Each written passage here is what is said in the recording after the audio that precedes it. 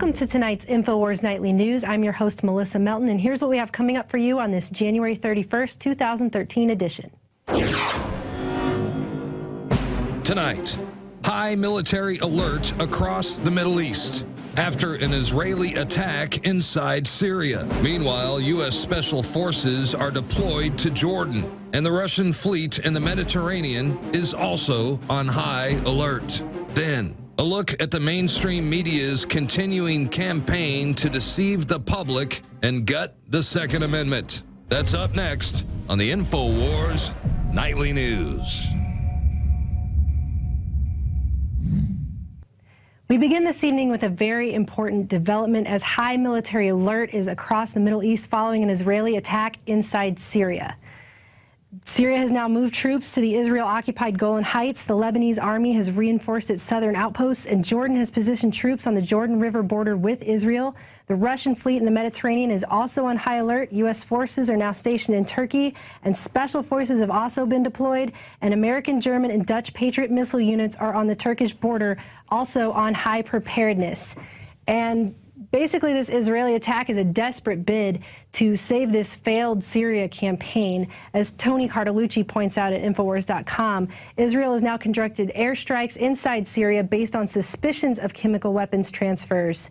And Israel has publicly warned that it would take military action to prevent the Syrian regime's chemical weapons falling into the hands of Hezbollah in Lebanon or, quote, global jihadists fighting inside Syria.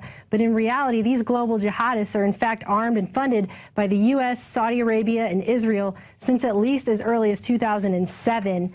And the fears of these terrorists acquiring chemical weapons is absurd. They've already acquired them with U.S., NATO, British, Saudi, Qatari, and even Israeli help in Libya in 2011. And in fact, these are the very same Libyan terrorists that are spearheading the foreign militant groups that are flooding into Syria through the Turkish-Syrian border. So we have to be on the lookout now for false flag attacks, because reports have already come out before warning that the rebels had the chemical weapons and they were going to detonate those and blame it on Assad as a pretext to invade the country. What's worse is a Russian MiG has buzzed Israel following the attack on Syria. Moscow has said that such action, if confirmed, of the Israel attack would amount to an unacceptable military interference in the war-ravaged country, which was issued by the Russian Foreign Ministry, and Lebanon sources have later reported that a Russian MiG-31 fighter crossed over Wednesday, headed in the direction of Israel. Russia obviously isn't taking Israel's actions lightly, and China has gone on record before to say that if something happens to Syria, Russia's going to get involved. China's also going to get involved. This is the verge of World War III. This is what we're talking about right now. They're playing with fire here. And InfoWars will definitely keep you up to date on all the latest information at Infowars.com as this situation unfolds. So we're going to switch gears now. A fish actually caught near the Fukushima plant shows more than 2,500 times the legal radiation limit for human consumption. A fish was caught as part of an ongoing Tokyo Electric Power Company seafood monitoring program tested at 254,000 becquerels per kilogram of radioactive cesium.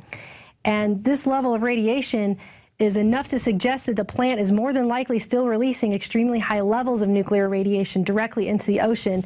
And we at InfoWars, we have reported that this was going to happen. The mainstream media is not reporting on this, even though stories like this come out every single day, and they're going to continue to come out, and you never hear about them. But you will continue to hear about them here at InfoWars. Visit Infowars.com and PrisonPlanet.com. When you're on the site, you can also tune in 24 hours a day to my daily radio broadcast. There's also a free iPhone app to listen to the syndicated radio show when and where you want.